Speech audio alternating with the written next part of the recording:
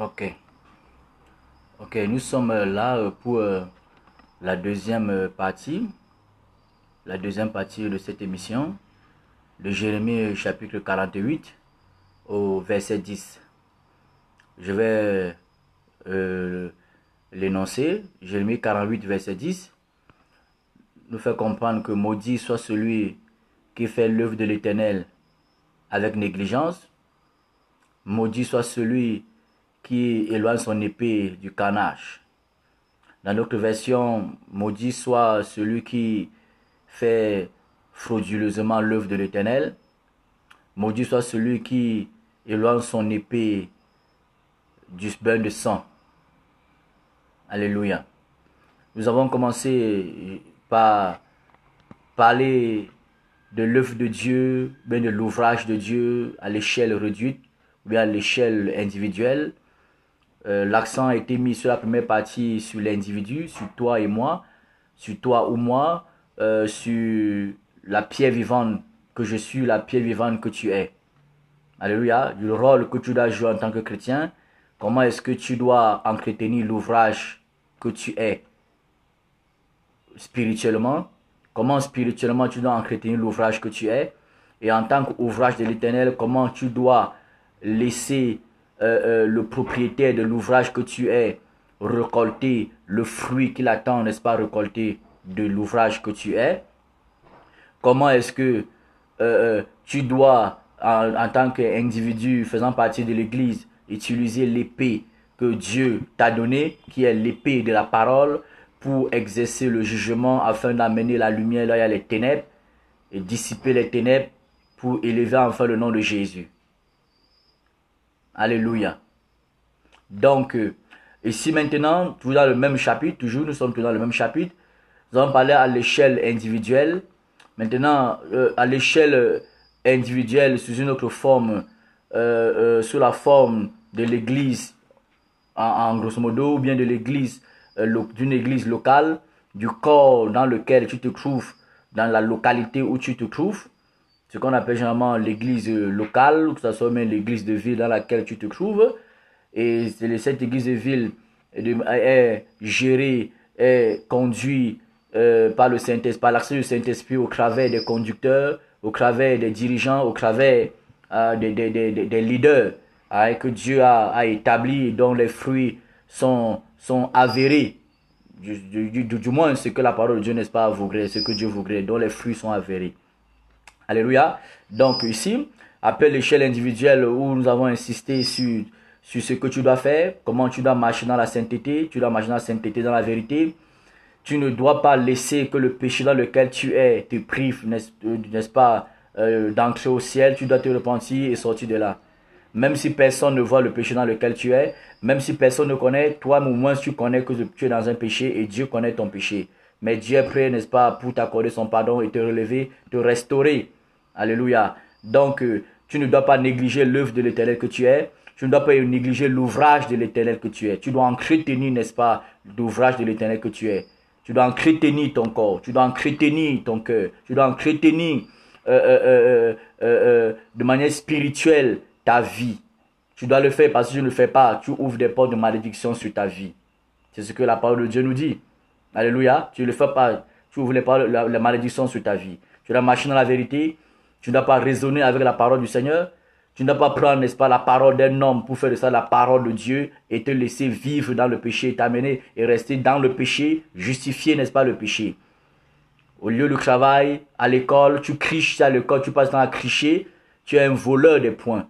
Comme quelqu'un qui détourne l'argent de l'État est un voleur de l'argent de l'État, toi tu es un voleur de points et tu dois aussi te repentir. Donc si tu es cricheur, tu passes dans l'école à cricher, tu es étudiant, tu élèves, tu criches, c'est ce que tu dois te repentir. Si tu veux faire partie de ceux-là qui vont décoller de la terre lors au son de la trompette. Alléluia. Tu dois, n'est-ce pas, te repentir, arrêter de cricher. Si au travail tu es un voleur, tu es un corrompu, tu dois arrêter de faire la corruption. Car la corruption mène en enfer, quel que soit ce que tu fais, quelle que soit la responsabilité, le rôle que tu fais, n'est-ce pas, dans ta communauté chrétienne.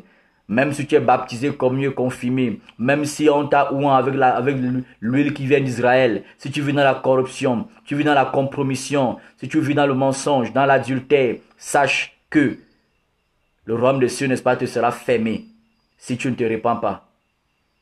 Parce que tu négliges l'ouvrage de l'Éternel que tu es. Tu négliges l'œuvre de Dieu que tu es. Alléluia. Maintenant, sous un autre volet, là je parlais à l'échelle individuelle pour ceux qui sont beaucoup plus, n'est-ce pas, considérés comme les observateurs. Pourtant, ils ne devraient pas être les observateurs seulement parce qu'ils se sont laissés considérer comme des observateurs. Parce que tout ce temps que nous sommes appelés à exercer un rôle, une responsabilité dans le corps de Christ. Alléluia. Maintenant, pour ceux qui sont au devant de la scène, les conducteurs, les dirigeants, nous devons, n'est-ce pas, aussi, n'est-ce pas, nous avons une responsabilité. Si nous faisons l'œuvre de l'Éternel avec négligence, nous sommes sous la malédiction. Déjà, nous devons d'abord veiller de manière individuelle à faire l'œuvre de l'Éternel, à gérer bien l'œuvre de l'Éternel que nous sommes. L'ouvrage de Dieu que nous sommes, nous devons bien gérer cet ouvrage selon la pensée, selon la volonté de Dieu. Maintenant, en faisant cela, nous serons conduits aussi à bien gérer, n'est-ce pas, l'ouvrage de Dieu qui est l'ensemble, n'est-ce pas, des pierres vivantes, qui est composé, n'est-ce pas, des pierres vivantes. Et donc, la question que j'aimerais encore poser, toi qui es conducteur, toi qui es dirigeant, toi qui es leader, toi qui aspires à encadrer les brebis et les âmes du Seigneur Jésus. Toi qui encadres les brebis du Seigneur Jésus, comment, n'est-ce pas, vas-tu le faire? Ou bien comment le fais-tu? Fais-tu l'œuvre de l'Éternel avec négligence? Si c'est le cas, sache que tu es sous la malédiction. Fais-tu l'œuvre de l'Éternel avec négligence? Sache que tu es sous la malédiction. Éloignes-tu ton épée du carnage? Éloignes-tu ton épée du désordre? Si c'est le cas, sache que tu es sous la malédiction. Et lorsque je parle de carnage, j'ai parlé de manière individuelle. Pour le chrétien qui accepte de vivre dans l'hypocrisie parce qu'il a peur de dire la vérité aux personnes qui l'entourent. Cela signifie que tu éloignes ton épée du carnage. L'épée de la parole. Tu dois exercer, tu dois manifester l'épée de la parole que Dieu t'a donnée. Si du moins tu es chrétien. À défaut de cela, tu vas mourir dans l'hypocrisie. À défaut de cela, tu vas demeurer, n'est-ce pas, dans une coupe de malédiction, mais ouvrir des portes de malédiction sur ta vie. Alléluia. Maintenant, toi qui es conducteur, toi qui es dirigeant, toi qui regardes les conducteurs, les leaders, les dirigeants, est-ce que ces conducteurs, est-ce que toi conducteur, la négligence fait partie de ton travail dans l'œuvre du Seigneur? Préfères-tu éloigner l'épée de la parole de Dieu du carnage et pourtant nous verrons tous les jours comment bon nombre, n'est-ce pas, de conducteurs vivent dans le désordre, vivent dans l'adultère, vivent dans le mensonge, vivent dans les manipulations, vivent dans les divisions des couples, les divisions des familles. Mais toi tu préfères parce que tu veux garder tes affinités, tu veux garder tes relations. Tu veux rester dans ton entreprise, dans ta boutique peut-être, sans toutefois être gêné ou ingêner les autres. Sache que si tu le fais, cela signifie que tu fais l'œuvre de l'Éternel de manière frauduleuse et tu éloignes ton épée du canard, c'est-à-dire tu es un hypocrite. Comme les pharisiens du temps de Jésus qui étaient les tombeaux blanchis parce qu'ils étaient les hypocrites. Alléluia. Donc, si tu es conducteur, voici ce que l'apôtre Paul a dit, n'est-ce pas, à Timothée. Si tu es dirigeant, si tu aspires à avoir une responsabilité, être un leader de Dieu au milieu, n'est-ce pas, de son peuple, tu ne dois pas être, n'est-ce pas, comme ces hommes dont Jérémie s'agressait. Dans le livre de Jérémie, quoi, chapitre 23, où Dieu parlait par la bouche de Jérémie que tous les hommes, des prophètes jusqu'aux sacrificateurs, tous sont des cupides. Tous sont avides de gain. Tous sont avides de gain. Aujourd'hui, par faute des pères véritables dans la foi, aujourd'hui, par faute de références véritables dans la foi, dans notre pays, les pères véritables sont devenus très rares. Parce qu'aujourd'hui, lorsque quelqu'un va aspirer à être conducteur, à être pasteur prophète, tout de suite, tu sais qu'il aura 3 voitures, 2 voitures. Tout de suite, tu sais qu'on va laver ses habits, on va repasser ses vestes. Tout de suite, tu sais que quand il sera pasteur prophète, il va s'empiffrer de l'argent comme il veut. Il sait tout de suite quand il sera prophète, pasteur, apôtre, ou bien prophète des nations. Il sait qu'il sera à l'image de son papa. parce qu'il a vu son papa divorcer, se remarier. Il sait pour lui demain, si sa femme le nerf, il va divorcer. Si sa femme prend le poids, il va divorcer. Parce qu'il a vu son père le faire. Si beaucoup aujourd'hui, personne veut aspirer à être des conducteurs, des bergers. Beaucoup entrent dans l'école théologique, les écoles théologiques, parce qu'ils aspirent que demain, en tant que conducteur, en tant que diplômé, n'est-ce pas, de la théologie, même de la connaissance de Dieu, il aura une vie rose. Ses souffrances, ses galères vont s'achever. Ses poches percées vont se refermer et se gagner, n'est-ce pas, de beaucoup d'argent. Mais ça, c'est malheureux.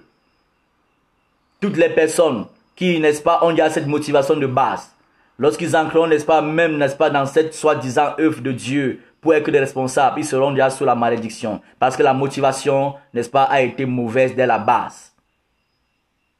La motivation a été mauvaise dès la base. Donc, si c'est ton cas, si tu aspires à être pasteur, si tu aspires à être prophète, à avoir une responsabilité dans l'œuvre de Dieu, à être ancien, à être diacre, diaconesse, à être prophète, si tu aspires à cela, le modèle parfait que tu es censé observer, ce n'est pas d'abord, n'est-ce pas, celui qui est devant toi. Le modèle parfait doit être à l'image, n'est-ce pas, de Jésus. Et le modèle parfait doit être à l'image de Paul, de Pierre. Comme Paul a dit dans le livre de Philippiens, et les regards portés sur ceux qui marchent selon le modèle que vous avez en nous. C'est-à-dire, lorsque tu regardes un père dans la foi, entre guillemets, il doit être fait à l'image du modèle de Paul. Il doit être fait à l'image du modèle de Pierre. Il doit être fait à l'image du modèle de Silas, qui est un prophète. Mais s'il n'est pas fait à l'image de Paul, de Pierre, de prophète, de Silas, de Jésus, ça là, c'est un mauvais modèle. C'est un mauvais exemple. C'est malheureux, c'est triste parce que dans notre pays, on sait que lorsque tu vas devenir pasteur, prophète, on sait que les problèmes vont finir. Tu auras beaucoup d'argent. Demain, si ta femme, n'est-ce pas, t'énerve, tu peux divorcer, déclarer des révélations mensongères sur elle parce que tu veux en épouser une autre. Si demain, tu veux être pasteur parce que tu as vu ton papa, tout le monde se prosterne devant lui, parce que tu aspires, demain on se prosterne devant toi. Sache que si ton papa se prosterne, les gens se prosternent devant lui, sache que il est idolâtre, il est lui-même une idole. Parce que c'est anti-scripturaire. C'est contraire à l'évangile de Jésus-Christ. Mais c'est malheureux de voir dans notre pays comment, n'est-ce pas, la plupart des personnes veulent devenir, n'est-ce pas, des grands connaisseurs de Dieu, des grands prédicateurs de Jésus-Christ, parce qu'ils ont, n'est-ce pas, des motivations, n'est-ce pas, qui sont purement terrestres. Lorsque tu as ces motivations à la base, tu ne pourras faire l'œuvre de l'Éternel qu'avec négligence, de manière frauduleuse. Tu ne pourras que retenir, n'est-ce pas, l'épée de la parole pour ne pas l'annoncer de peur de déranger tes amis pasteurs, tes amis prophètes, parce que tu veux rester dans le cercle pastoral, dans le club pastoral, dans la fédération, n'est-ce pas, des hommes de Dieu, entre guillemets. Ça, c'est une erreur. Il y a une multitude de personnes aujourd'hui qui aspirent à être des conducteurs, des dirigeants. Une multitude de personnes. Il suffit de regarder les écoles théologiques aujourd'hui. Regardez, n'est-ce pas, comment chaque pasteur, n'est-ce pas, veut former, n'est-ce pas, forme ses ouailles à son image. C'est Christ. Cela, si c'est ton cas, mon ami, nous parlons du jugement. Si c'est ton cas, il est encore temps de te ressaisir et revoir les motivations pour lesquelles tu aspires à être pasteur, prophète, docteur, à être évangéliste, à être prophète, à être un conducteur, un leader, un ancien dans le corps de Christ. Sinon, tu aurais vécu pour rien sur la terre. Alléluia. Voilà pourquoi l'église dans notre pays a trop de problèmes. Voilà pourquoi nos églises locales dans notre pays a trop de problèmes. Même si certains ne veulent pas en parler. Parce qu'ils veulent, n'est-ce pas, retenir leur épée du carnage. Le carnage, c'est le désordre. Le désordre, n'est-ce pas, que vivent les églises dans le monde. Le carnage que vit, n'est-ce pas, l'église dans le monde. Les abominations qui se passent dans les églises dans le monde entier. Qui se passent dans notre pays.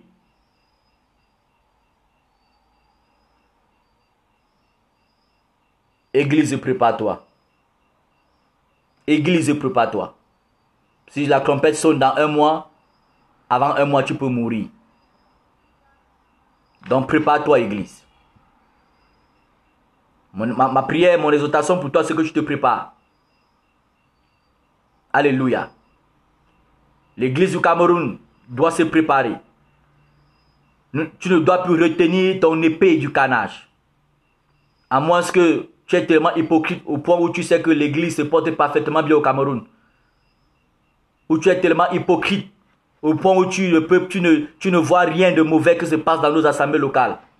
Tu ne vois rien, comment n'est-ce pas les gens, n'est-ce pas, passent le temps à spolier le peuple, à escroquer, à tondre le peuple, à se gagner le ventre, à remplir leur poche. C'est pas moi qui le dis, la Bible, c'est pas moi qui le dis. Donc ne me regarde pas avec peut-être un cœur peut-être critique, ne me regarde pas ainsi, parce que Paul dit dans le Philippiens qu'il y a beaucoup de personnes qui marchent en ennemi de la croix. Il y a beaucoup de personnes qui ont pour Dieu leur ventre.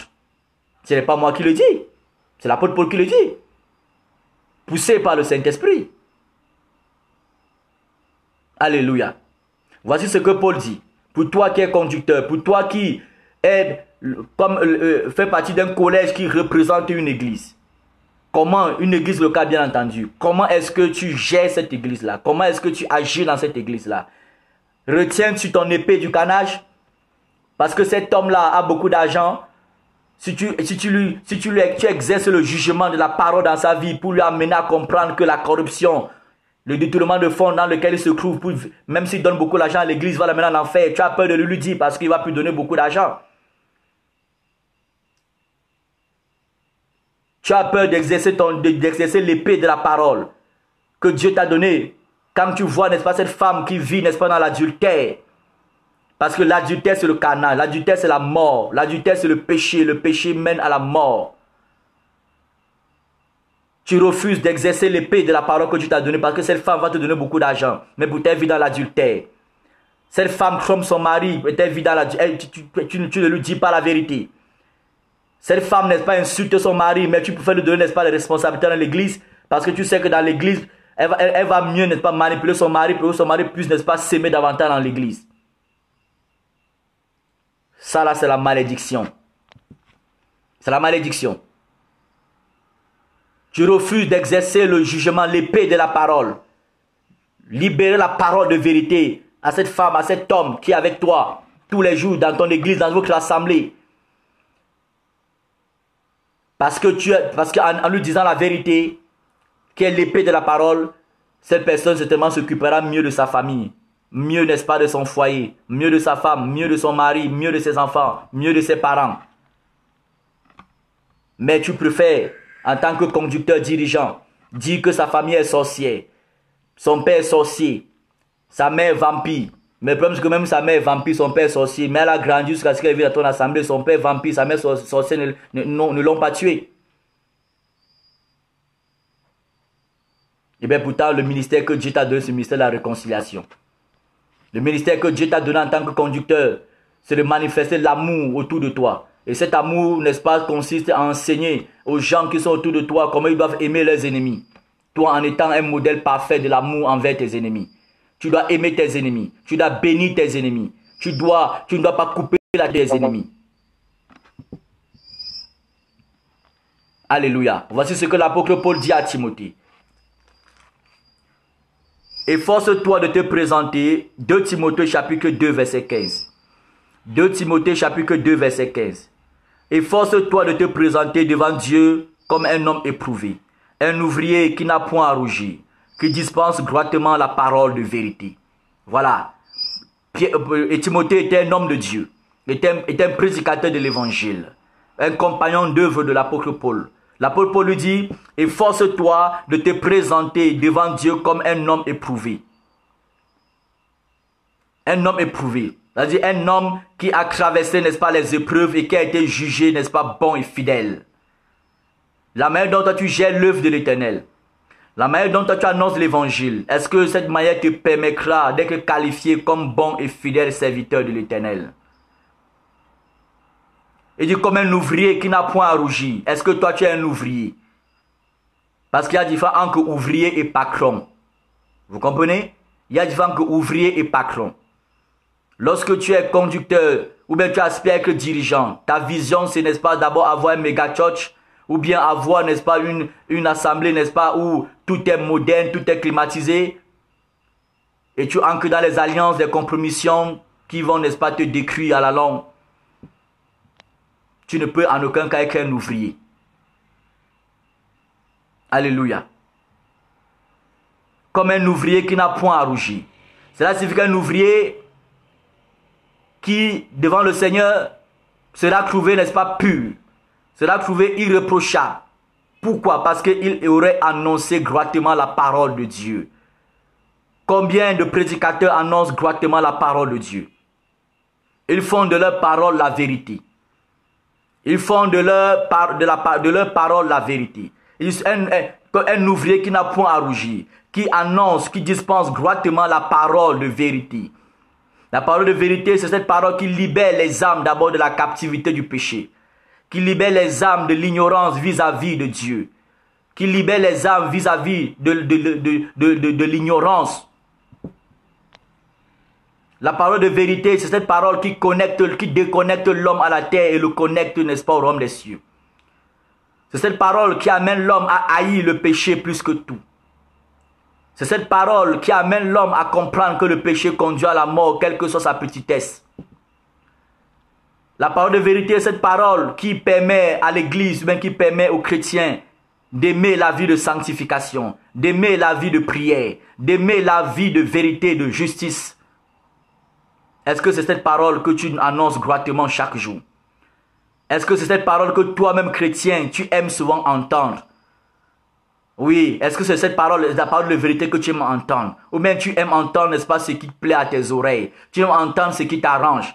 Tu aimes entendre que non, cet homme-là, même si c'est ton copain, demain il sera ton mari, c'est pas grave, Dieu sait. Est-ce que c'est ce que tu aimes entendre? Si c'est ce que tu aimes entendre, tu ouvres toi-même la porte de malédiction sur ta vie. Tu dois sortir de cet entendement, sortir, n'est-ce pas, de cette situation, en te repentant, en acceptant, n'est-ce pas, la grâce de Dieu et en recevant sa miséricorde. Alléluia. Et efforce-toi de te présenter à Dieu comme un homme éprouvé, qui n'a point à rougir, qui dispense droitement la parole de vérité. Je veux dire à tous les chrétiens qui aspirent à les rôles dans le corps de Christ, tous les conducteurs, que ce soit les conducteurs dans les groupes d'intercession, de louange, d'adoration, ainsi de suite, tout cela, les pasteurs, les prophètes même archibishops, les prophètes interplanétaires, intergalactiques. Est-ce que tu annonces droitement la parole de vérité? Ou tu regardes seulement ton titre? Est-ce que tu annonces droitement la parole de vérité? Ces personnes que tu nommes anciens, que tu nommes responsables, est-ce que ces personnes vivent sincèrement dans la vie de sainteté, dans la vie de vérité? Est-ce que ces personnes sont vraies aux yeux de leur propre famille biologique? Ou bien tu les mets, tu les donnes les responsabilités à cause de leur poche, ou bien à cause du fait qu'ils vont se soumettre à toi, même si tu vis dans le péché, ils ne pourront pas te reprendre. Tout ce que tu diras, ils diront Amen, papa. Parce qu'ils seront prêts à te défendre bec et ongle, au lieu de défendre l'évangile. Si c'est le cas, sache que tu es dans l'erreur. Bientôt la trompette va sonner. Et le jugement commence par la maison de Dieu. Le jugement commence par la maison de Dieu. C'est-à-dire, si tu prétends être dans la maison de Dieu, sache que le jugement va commencer par toi. Comment est-ce que tu crées l'œuvre du Seigneur? La Bible dit maudit, malheur, malheur à ces prophètes, à ces pasteurs qui ne prennent pas soin de mes brebis, mais plutôt qui vident mes brebis, qui les dépouillent. Malheur. Malheur à celui-là qui connaît la vérité et qui la cache. La Bible dit la colère de Dieu se révèle du ciel comme toute impiété qui retient injustement captive la vérité. La colère de Dieu. Sors de la colère de Dieu, mon ami. Sors de la colère de Dieu, pasteur, prophète, évangéliste. Sors de la colère de Dieu. Et arrête de lier des personnes à des fausses espérances. Arrête de diviser les familles. Arrête de diviser les couples. Mais annonce droitement la parole de vérité. Annonce droitement la parole de l'évangile. L'évangile de vérité. L'heure n'est plus à la rigolade. L'heure n'est plus à la rigolade. L'apôtre Paul dit que nous avons été établis en tant que conducteurs, pasteurs, prophètes, ainsi de suite, pour présenter à Dieu toute âme devenue parfaite en Christ. Cela signifie que chaque brebis, Chaque âme que tu laisses consciemment dans le péché, que tu laisses consciemment dans l'ignorance, que tu laisses consciemment que tu blesses consciemment, que tu dépouilles consciemment, sache qu'à cause de cette âme, la porte du ciel te sera fermée. Parce que tu marches sur la coupe de malédiction. Parce que tu négliges l'œuvre de l'Éternel. Tu ne prends pas soin de l'œuvre de l'Éternel. Ah oui, c'est clair. Ça, c'est la vérité. Si tel est le cas, tu dois te repentir. L'un n'est plus à raisonner, l'un n'est plus à regarder, n'est-ce pas, son voisin, ses collègues. Voilà, est-ce que ses collègues sont d'accord? Non. L'un, n'est-ce pas, est à s'examiner, à s'auto-examiner et à regarder, est-ce que je joue le rôle, la responsabilité que Dieu m'a donnée afin de lui présenter toute âme devenue parfaite en Christ. C'est-à-dire que tu as fait tous tes efforts afin que toutes les âmes qui sont autour de toi reçoivent de toi le rôle, la grâce que Dieu a mis au-dedans de toi, si tu es encore avec Dieu. Si tu n'es plus avec Dieu, parce que tu vis dans le mensonge, tu vis dans la masturbation, tu vis dans la haine, tu vis dans la colère, tu vis dans l'escroquerie, tu vis dans la magie, parce que tu as ancré les pactes sataniques, dans les loges bizarres, et tu continues, n'est-ce pas, de servir le Seigneur pour avoir, n'est-ce pas, des nombres élevés de fidèles, pour avoir l'autorité, n'est-ce pas, pour dépouiller les fidèles, l'autorité pour les manipuler, pour fermer les yeux. Je pense qu'il est toujours temps, n'est-ce pas, de te repentir, si tu n'as pas encore saisi l'esprit d'égarement. Alléluia. Le nom de Jésus doit être élevé dans cette nation. Le nom de Jésus doit être élevé au travers de l'église. Que par toi, chrétien, que par toi, homme de Dieu, que par toi, pasteur, prophète. Parce que nous tous les chrétiens, de toute façon, nous sommes tous les hommes de Dieu. Tous les chrétiens sont les hommes de Dieu. Tous les chrétiens, toi, tu es sacrificateur. Et la Bible dit que le sacrifice dans Malachie chapitre 2, verset 7, que c'est la bouche du sacrificateur qu'on demande, n'est-ce pas, la loi, la connaissance, l'instruction. Parce qu'il est, n'est-ce pas, l'envoyé de l'Éternel. Et la Bible dit, dans Apocalypse, n'est-ce pas, chapitre 1, verset 4 à 5, que nous sommes tous des sacrificateurs. 1 Pierre chapitre 2, verset 9, nous sommes tous des sacrificateurs. C'est-à-dire que c'est à ta bouche, n'est-ce pas, que la loi doit être donnée. Que à ta bouche que la loi doit être donnée. C'est-à-dire les gens attendent de toi la vie de vérité. Les gens attendent de toi la vie d'amour, de justice. Alléluia. Pasteur, prophète, chrétien, le nom de Jésus doit être élevé dans ces nations. C'est-à-dire, joue ton rôle. Bats-toi autant que possible pour jouer un rôle important dans le corps de Christ. Bats-toi pour ne pas être dans la malédiction parce que tu aurais créé l'œuvre de Dieu que tu es et qu'est le corps de Christ avec négligence de manière frauduleuse. Parce que tu aurais éloigné de l'épée, de la parole, du carnage, du désordre qui se passe dans ce pays et dans le monde entier au sein de l'église. Tu dois jouer ton rôle, mon ami. Tu dois jouer ton rôle, ma soeur. Tu dois jouer ton rôle, mon frère. Tu dois jouer ton rôle, pasteur. Tu dois jouer ton rôle, prophète. Tu dois jouer ton rôle afin que le nom de Jésus soit élevé. Élevé au sein même de nos institutions. Élevé au sein, n'est-ce pas, de nos autorités, n'est-ce pas, administratives. Ah oui. Jésus revient.